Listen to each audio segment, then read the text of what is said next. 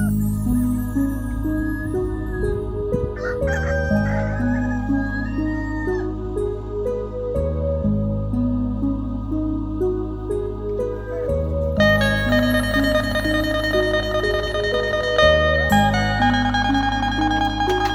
าถามในบ้านนี่อายุจักปีแล้วบ่ที่อยู่นี่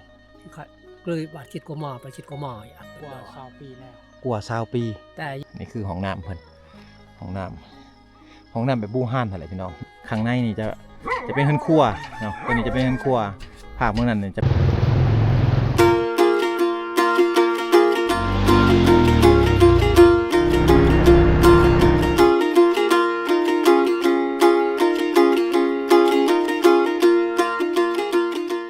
หลังจากที่ว่าเฮา3 คนได้ขึ้นไปเบิ่งบ้านกองแวกน้อยเลยพี่น้องเนาะเราจะพากันไปเขาเป็นบ้านใหญ่ไปบ้านใหญ่นี่เป็นบ้านดังเดิมนะแต่เมื่อก่อนจะมีอวองพี่น้องหมู่บ้านกองแวกนี่แหละที่ว่าชาวบ้านเขาเจ้ามาอยู่ก่อนหมู่บ้านกองแวกนี่เป็นหมู่บ้านที่ว่าอยู่ในสุดเลยอยู่ในสุดๆเลยติดกับชายแดนลาวเวียดนามห่างจากประเทศเวียดนามประมาณ30 กิโลพี่น้องเนาะแต่ว่าถ้าว่าสิเข้ามานี่ก็ต้องได้ย่างเอานะแต่สมัยก่อนรถจักรคือบนโอดขี่เข้ามานี่บ่ได้เลยต้องได้ย่างเอาตามภูไปแบบ4พี่น้องเส้นทางนี่จะเป็นเส้นทางที่ว่าเขาเฮ็ดใหม่เด้อที่ว่าเฮาขึ้นไปนี่ปกติจะเป็นเส้นทางย่างเป็นเส้นทางน้อยๆเนาะแล้วก็ชาวบ้านเขาจะขุดทางขึ้นแต่ก่อนพี่น้องแต่ว่ามาในปัจจุบันนี่แถวเขตนี่เขาเจ้าปลูกมันสำปะหลังและเขาปลูกมันปลูกพืชต่างๆและจะมีบริษัทเขาเจ้ามาหับซื้อมันเขาก็เลยว่าเฮ็ดทางเขามาให้พี่น้องจนมาฮอดหมู่บ้านเขาเจ้าจนมาฮอดสวนมันหมดเลยก็เลยว่าเฮ็ดให้บ้านกองแวกนี่มีเส้นทางเข้ามาเนาะนี่ก็คือเห็นพี่น้องเลยถึงว่าจะมีเส้นทางเข้ามาแต่ว่าก็ยังลำบากอยู่เนาะแต่ว่าลำบากสำหรับคนเมืองหรือว่าคนที่บ่เคยมาเท่านั้นแต่สำหรับเขาที่เขาเคยอยู่เขาว่าสบายแล้วสำนี่พี่น้องเนาะแต่ว่ารถจักรจะมาบ่ฮอดเด้อพี่น้องบ้านกองแวกไงนี่จะได้จอดอยู่นอกเพราะว่ามันต้องได้ขามห้วยนะเวลาเขาย่างขึ้นภูนี่ก็มันจะเป็นภูชันประมาณ 30% หมดเลยพี่น้องเนาะแต่ว่ารถจักรจะขึ้นบ่ได้ต้องในย่างเอานี่แหละก็คือเห็นสภาพทางขึ้นบรรยากาศแถวเขตนี่ก็สิเป็นป่าตึบแต่สมัยก่อนแห่งตึบกว่านี้อีกพี่น้องเลยตอนนี้เฮากับทีมงานก็พากันมาหอดบ้านกองแวกใหญ่เลยพี่น้องบ้านกองแวกใหญ่นี่เป็นหมู่บ้านดังเดิมแต่สมัยก่อนชาวบ้านเขาก็อยู่นี่แหละพี่น้องเนาะไปดูบ้านจุดกำเนิดบ้านอวองก่อนจะมีหมู่บ้านอวองกับมีบ้านกองแวกก่อนพี่น้องเลยเนาะยังไปลงบรรยากาศน้ำกันโอ้ทริปนี้ก็คือ EP นี้ก็คือการย่างลงหมู่บ้านลึกลับเฮือนซานอยู่เขตนี้เป็นเฮือนซานแบบดังเดิมบริได้มุงไปต้องข้อมุงหวายพี่น้องหลังคาเฮือนเขานะจะมุงหวายพุ่นนี่เลยเวลาเขาขึ้นไปเฮือนซานก็จะเป็นแบบนี้นะข้างหน้านี่จะบ่แม่นเฮือนเลยพี่น้อง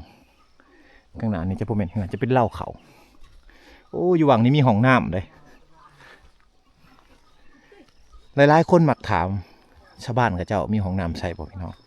นี่คือห้องน้ำของชาวบ้านกับเจ้านะ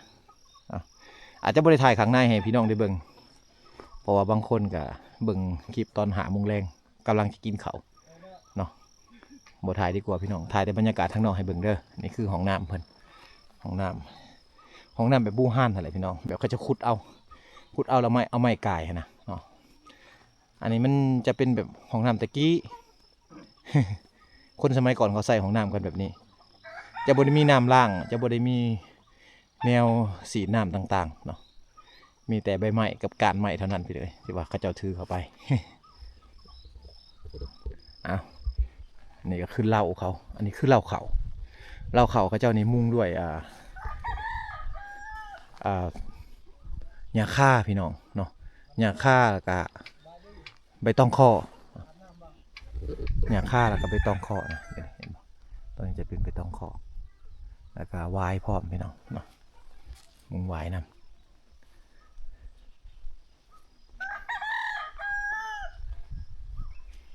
บ้านชวน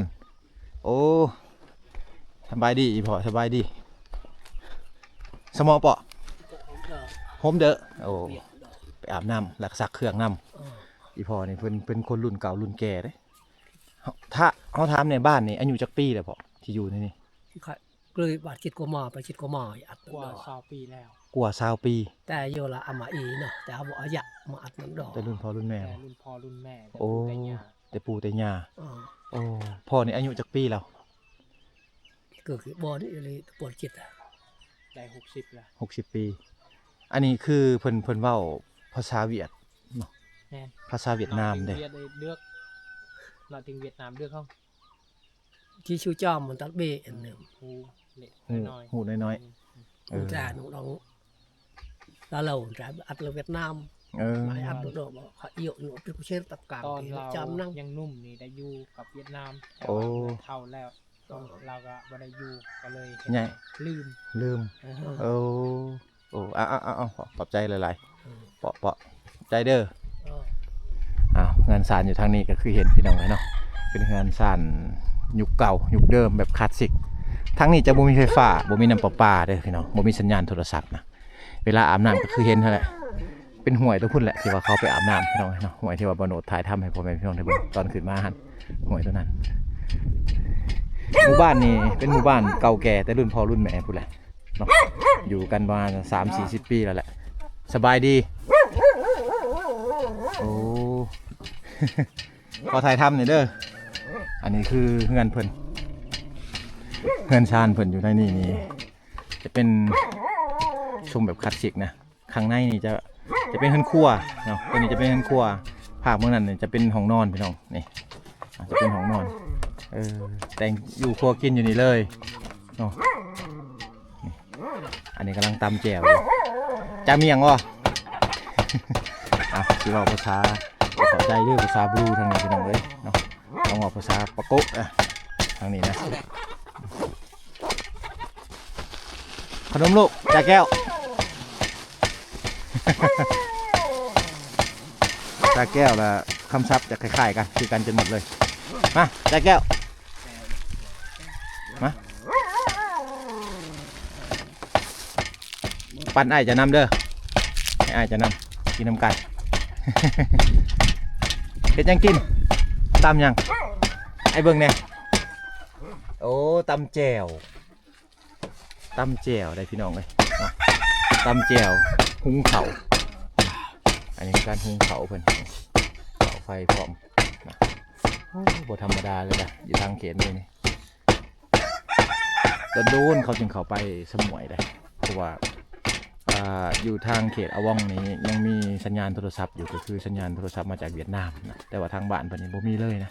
ตัดขาดจากโลกภายนอกอะไรพี่น้องเลยอยู่วังน่าจะเป็นวังนอนได้นี่เห็นบ่อยู่วังน่าจะเป็นวังนอนเลยนอนน้ำอยู่กับหมาเลยเนาะอาจ้อเลยยังฝังเลย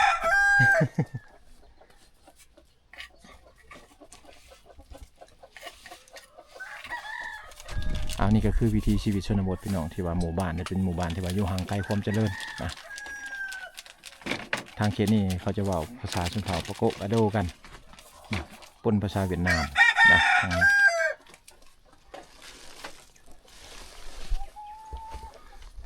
อยู่ลุ่มๆเพื่อนเพิ่นเนี่ยจะเป็นคอกหมู เลยพี่น้องนี่คอกหมูแต่ว่าเขาจะบริคังไว้หมูเขาปล่อยไว้แหละอย่างเราเลาะเบิ่งหมู่บ้านเพิ่นพี่น้องเนาะเวลาเขามากอะมาในช่วงนี้ชาวบ้านเขาจะก็เริ่มออกไปหายไปส่วนแล้วเลยเริ่มเงียบแล้วพี่น้องเริ่มเงียบแล้วแหละบางคนก็แต่งอยู่ครัวกินก็คืออ้ายเป็นคนแต่งกินน้องนี่เป็นคนซอยเนาะถึงว่าจะอยู่ข้างในแต่ว่าเขาเจ้าก็จะเลี้ยงไก่พี่น้องเนาะเลี้ยงไก่เลี้ยงแบะเลี้ยงหมูเป็นกสิกรรมน้อยๆอยู่ในหมู่บ้านเขาเจ้าไก่สายพันธุ์นี่มันบ่คือกับสายพันธุ์อยู่ทางบ้านเฮาได้นี่คือสายพันธุ์จากออกทางเวียดนามเนาะไก่เขาเจ้าเลี้ยงพี่น้องคือจะคือไก่ตอกนะพี่น้องเอ้ยเนาะจะคือไก่ตอกถ้าเอาไปขายอยู่ทางบ้านเฮานี่น่าจะเป็นแบบไก่พันธุ์นะไก่พันธุ์ออกไข่พี่น้องอยากคล้ายๆซัดมีโตบักไงเลยพูดเฮือนหลังนั้นอยู่เทิงผมเฮือนหลังนั้นอยู่แต่เทิงพูดเลย เดี๋ยวย่างกันไปเบิ่ง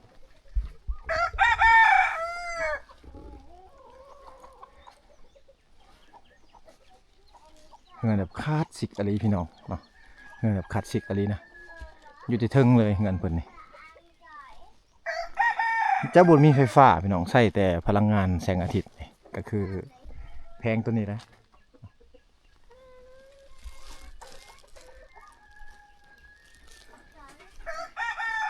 สบายดี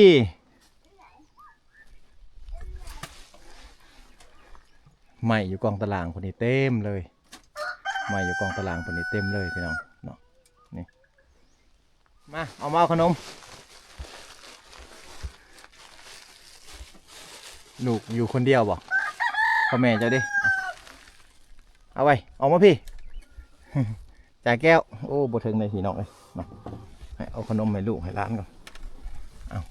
เอาลูกจะโดยบ่โอ้เหี้ยแล้วคุณเอาเหี้ยแล้ว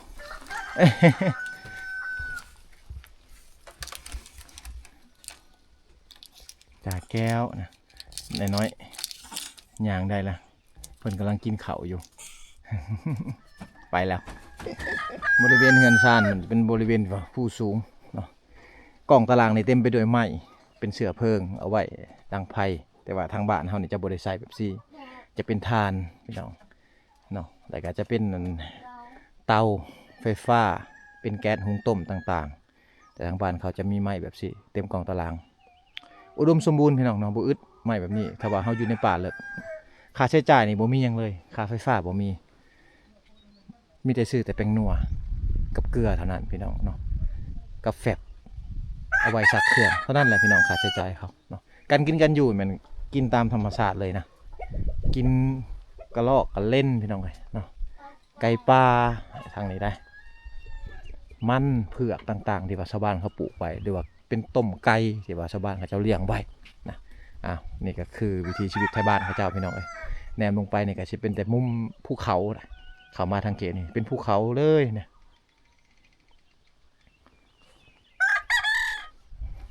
ย่างลงไปพุ่นพี่น้องหมู่บ้านนี่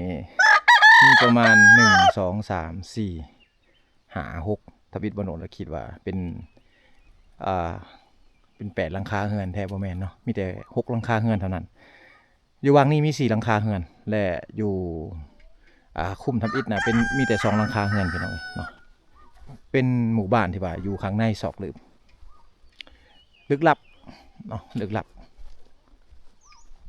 เจอยู่แบบซี่ก็ดีไปอีกแบบพี่น้องเนาะอยู่แบบนี้ก็ดีไปอีกแบบการเป็นอยู่ทางเขตนี้มันพึ่งพาธรรมชาติ 100% นะพึ่งพาธรรมชาติ 100% เลยแต่ว่าเวลาคือเขามาหลินมาเที่ยวแบบซี่ก็มีเครื่องมีขนมก็เห็นถ้ามีเด็กน้อยก็ยายเนาะยายหมู่บ้านเขาในพี่น้องเลยก็คือบอลอดซื้อมานี่แหละเพื่อไว้แต่ว่ามันอาจจะโบราณสำหรับคนในเมืองเขาเนาะแต่ว่าสำหรับเขาแล้วเด็กน้อยในเขตชนบทนี่ก็ถือว่ามีคุณค่าหลายเติบเลยสำหรับเขาพี่น้องเลยเนาะเพราะว่ามันยากที่ว่าจะเขามาแบบสี่เนาะยากที่ว่าจะมีคนเขามาย้ายขนมแบบสี่เอาไว้โอกาสไหนประมาณเดือน2บนอดมาใหม่พี่น้องมาแล้วกับสิซื้อขนมขึ้นมาหลายๆเนาะเพื่อว่าจะมาย้ายน้องๆเพิ่นเฮามาสุดในแม่นเฮามาเร่งรีบเพราะว่าสภาพอากาศมันพอมาได้แหละก็มาเลยพี่น้องเนาะบ่ได้ซื้อขึ้นมาว่าอยู่ในเขตในก็บ่ค่อยมีห่านหลายปานใดนะ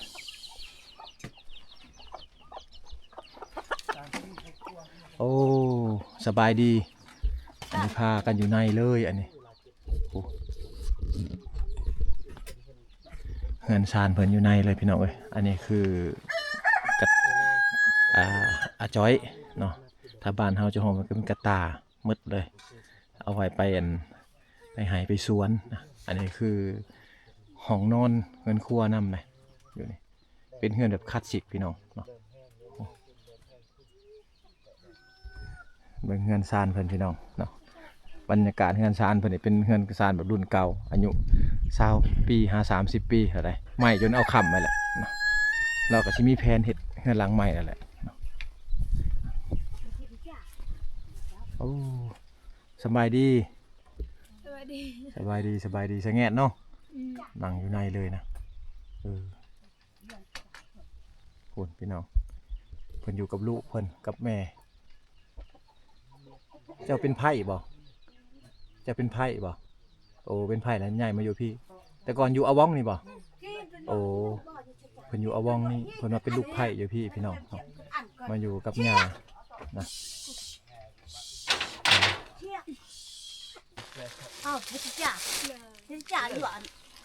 จะแก้วเบาเอาให้ลูกสาวจ้ะเนี่ยจะแก้วเอาให้ลูกเนี่ย เทพจ่าเอ้าเชิดเทพจ่า เจ้า เบาเบาลาวเด้อกังปะโกะบูปะโกะเด้อเป็นอยู่กัน3-4 คนเฮือนหลังนี่พี่น้องเลยเนาะเอาขนมยายน้องลูกๆหลานๆก่อนจะเดินทางกลับนะอาจจะไม่ได้ซื้อยังมาให้เพิ่นพี่น้องมาสุดหนาก่อนเฮือนซานเป็นเฮือนที่ว่าคือเห็นเนาะมุงหญ้ามุงหวายพี่น้องนะมีหญ้าแล้วก็มีหญ้าค่ามีหวายนะเฮือนซานเพิ่นมุงแบบคลาสสิกเลยเมียมาอยู่พี่เนาะอันนี้เป็นเฮือนอีกหลังหนึ่งโอ้ไปว่าหาหลังคาเฮือนอยู่เนาะมันบังพี่น้องบ่โนดบ่เห็น6-7พอดี7หลังคาเฮือนหมู่บ้านนี่ อยู่ในไปเลยบ่ฮู้ภาษาลาวเนาะเพิ่นบ่ฮู้ภาษาลาวถ้าเว้าภาษาปะโกะเข้าใจอยู่เนาะพอได้ร่วมกันนะชาวเวียดได้อีพ่อเพิ่นก็ได้บ่ภาษาลาวบ่ได้คือกันโอ้พุ่นลงเครื่องอะไรอยู่เทิงพุ่นสบายดีพ่อ อันนั้นพ่อเจ้าบ่เรือพี่น้องเราบ่เข้าใจพี่น้อง คือเห็นเลยเฮือนซานเพิ่นนี่แบบอยู่แบบธรรมชาติเลยนะแบบคลาสสิกนะพาเฮือนนี่เฮ็ดมาโดยพากระแตะไม่พางไม่พุ่งเนาะ เจ้าคนเต้น โอ้อีพ่อเพิ่นอยู่ในเฮือนเข้าไปเบิ่งหน่อยหนึ่งเด้อขออนุญาตเป็นอยู่คนเดียว แม่เลย โอ้อยู่ผู้เดียวเจ้านะโอ้ชายโสด ชายโสดอยู่ผู้เดียว ส่งไปเล่นกันอยู่บ้านตะก้องเลยนะ โอ้ไปบ้านตรงกงบ่ ฮะ สิไปแล้วบ่นี่สิไปแล้ว ไปเลย ไปกำลังนุ่งเครื่องสิไปดินแล้วพี่น้องบ้านตรงกง ส่งเสื้อนี่ไปแล้ว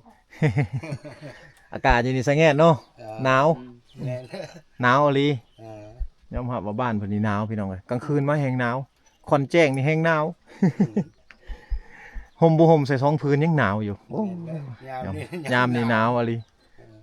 ฝนเช้าแล้วบ่ฝนเช้าตกแล้วบ่ แน่แล้ว เช้าเลยเนาะถือว่าไปมากก็ได้พอได้อยู่แต่ว่ามื้อใดที่ว่าฝนตกแห้งนี่ไปบ่ได้แล้วทางนี้ตัดขาดจากโลกภายนอกเลย ทางนี้นี่เป็นว่างที่ว่าเพิ่นผลิตผ้ามีดแบบบูฮานพี่น้องเนาะก็คือว่างตีผ้าเพิ่นตีผ้าตีมีดเพิ่นนะแบบนี้อยู่ทางเขตนี่ลูกระเบิดนี่ยังหลายพี่น้องเนาะฉะนั้นนี่เขาเจ้าเก็บมาเป็นถังดังเนาะหรือว่าเป็นอันเล็กห้องไว้ตีผ้าตีมีดพี่น้องเบิ่งเนาะจะเป็นวางเขาตีผ้าตีมีดอะไรบางนี่ตีแวกพี่น้องหรือว่าแนวเกี่ยวเข่าต่างๆเนาะชาวบ้านเขาเจ้าจะใส่เองจะเฮ็ดเองนะเขาจะบ่ได้ไปซื้อเอานี่บริเวณนี้แม่นเลยนะวางเพิ่นตีผ้าตีมีด ยามเช้าๆเขาจะเห็นชาวบ้านเขาเจ้าตำเข่าอยู่นี้พี่น้องเนาะอันนี้คือโคกบูฮานหรือว่าโฮงสีบูฮานโฮงสีเขาบูฮานนั่นเองพี่น้องเนาะเขาจะตำเข่าอยู่นี่ทุกเช้าเนี่ยโคกเขาเจ้านี่จะเป็นยาวๆแหลมๆพี่น้องเนาะแต่ว่าสากนี่เป็นสันๆแล้วก็เข้าเช็ดอันเป็นร่องให้มือจับสะดวกสบายเนาะอย่าคือสากอยู่ทางเมืองนองพี่น้องสากนี่เนาะแต่ว่าโคกนี่เป็นโคกที่ว่าน้อยกว่าเมืองนองนะแต่เมืองนองนี่จะเป็นโคกที่ว่าใหญ่อาจจะต้นไม้ต้นไม้อยู่ทางเมืองนองนี่อาจจะเป็นต้นไม้ที่ว่าใหญ่กว่าเนาะเบิ่งตามสภาพแวดล้อมเป็นยังไงเนาะถ้าว่าได้โคกสำเนียงก็ถือว่าดีแล้วได้ทางเขตนี้นะนี่แหละก็คือหมู่บ้านที่ว่าอยู่ในหุบเขาพี่น้องเนาะตัดขาดจากโลกภายนอกนะหมู่บ้านนี่เป็นหมู่บ้านดั้งเดิมของคนในชนเผ่าปะโกะกะโดพี่น้องเลยก่อนจะมีหมู่บ้านอวองกะ มีหมู่บ้านนี้ก่อนพี่น้องเนาะหมู่บ้านอว่องนี่จะมาสร้างมาตำหลังกาลูกหลานจากหมู่บ้านกองแวกนี่แหละพี่น้องที่ว่าเขาเจ้ายับย่ายไปพากันไปอยู่บ้านอว่องพี่น้องเนาะคอยสร้างไปเทละน้อยเทละน้อยเพราะว่าถ้าว่าเฮาอยู่นี่ก็สิตัดขาดจากโลกภายนอกเนาะบ่มีอินเทอร์เน็ตใช้พี่น้องบ่มีไฟฟ้านะบ่มีน้ำประปาและความสะดวกสบายก็สิยากกว่าบ้านอว่องอีกพี่น้องเนาะ สำหรับนักท่องเที่ยวฝั่งไทยพี่น้องหรือว่าพี่น้องฝั่งไทยหรือว่าพี่น้องทางต่างประเทศอยากเข้ามาลินมาเที่ยวนี่อาจจะเข้ามาบ่ได้เด้อพี่น้องเพราะว่าทางเขตนี้นี่จะบ่แม่นสถานที่ท่องเที่ยวที่ว่ารับนักท่องเที่ยวเข้ามาเนาะก่อนบ่โนดสิเข้ามาได้บ่โนดก็ต้องได้มีคนพื้นที่พาเข้ามาพี่น้องเนาะถ้าว่าเฮามีคนท้องถิ่นพาเข้ามาก็สิเป็นการดีกว่าพี่น้องเนาะทางนี้เขาจะบ่ได้เว้าภาษาลาวนะเขาจะเว้าภาษาชนเผ่าเลยกับภาษาเวียดนามเท่านั้นเอาพี่น้องมื้อนี้ก็ได้พาพี่น้องมาที่หมู่บ้านลึกลับเนาะหมู่บ้านลึกลับก็เป็นหมู่บ้านหนึ่งที่ว่ามีประมาณ2คุมทับอิฐที่บ่โนดไปเนี่ยจะเป็นหมู่บ้านกองแวกคือกันพี่น้องแต่ว่าจะมีแต่2หลังคาเรือนเท่านั้นเนาะทำอิฐเลยแต่ว่ามาอยู่วังนี้จะมีอยู่ประมาณ5หลังคาเรือนพี่น้องเนาะจะเป็นเรือนทรงเก่าเรือนดั้งเดิมเรือนคลาสสิกแต่สมัยก่อนพี่น้องอายุเรือนพวกนี้ประมาณ20ปี30ปีแล้วเนาะ เป็นเรือนที่ว่าคลาสสิกเลยมุงหญ้าค่ามุงใบตองคอกพี่น้องมุงใบหวายอยู่ทางเขตนี้เนาะเป็นเฮือนของส่วนเผ่าปะโกะกะโดแต่สมัยก่อนถ้าว่าเฮามาลินสมวยแต่สมัย20ปี30ปีก่อนเฮาจะเห็นเฮือนแบบซี่แหละหลายกว่าหมู่พี่น้องเลยเนาะเอ้าอีพีนี้ก็สิบ่มีหยังหลายพี่น้องเนาะก็พามาเบิ่งบรรยากาศแล้วก็วิถีชีวิตชาวบ้านเขาเจ้าอยู่ในเขตนี้ก่อนล่ำลาก็ต้องขอขอบใจเมื่อสุขุสุคนที่เข้ามาติดตามรับชมเด้อพี่น้องเอ้าบ๊ายบายพี่น้องเจอกันอีพีหน้า เบนชวน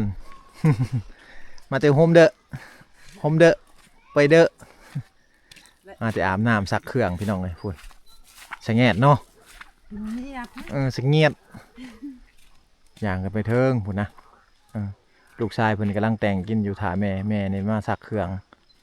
ไหวลูกอยู่งานแต่งกินนะเบนชวนอีหล่ะ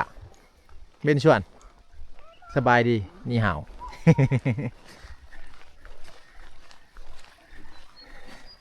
แม่น้ำสายหลักของเขาที่เขาใส่ก็คือแม่น้ำตัวนี้แหละพี่น้องเป็นแม่น้ำสายหลักโฮมเดออยู่นี่บ่ว่าเจ้าโฮมเดออยู่นี่บ่ เข้าใจแต่ภาษาปะโกนะวางอาบน้ำเขาอยู่ฝั่งเทิงพุ่นอีพอนี่ยังสักเครื่องบ่แล้ว สบายดีอีพอยังสักเครื่องบ่แล้วโฮมเดอเนาะ เพิ่นมาอาบน้ำซักเครื่องก่อนจะได้มาซักเครื่องก็อาบน้ำไปพร้อมนะถือเครื่องมาซักแล้วก็อาบน้ำไปพร้อมวิถีชีวิตชาวบ้านสงเง็ดเนาะพ่อเนาะหนาวเนาะสงเง็ดเนาะคือทางนี้เศร้าๆมาแห้งหนาวพี่น้องเลย10 กว่าองศา10 กว่าคำมาแห้งหนาวยังบ่ทันได้อาบน้ำเลยนี่สักเครื่องยังบ่ทันแล้ว พวกมัน เออ พร้อม